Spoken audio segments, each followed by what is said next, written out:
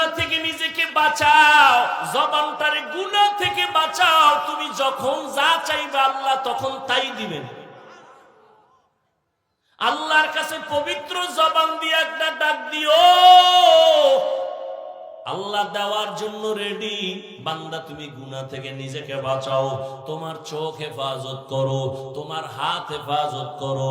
এই আল্লাহর ভয় যদি অন্তরে জমা করতে চাও, এই ভয়টা নেওয়ার একমাত্র ঠিকানা আল্লাহ ওয়ালাদের নেক নজর।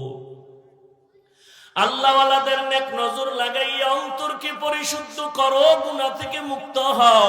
দেখবা তোমার সিনাটাও আল্লাহ ইলমের নূর দিয়া ভরপুর করে দিবেন।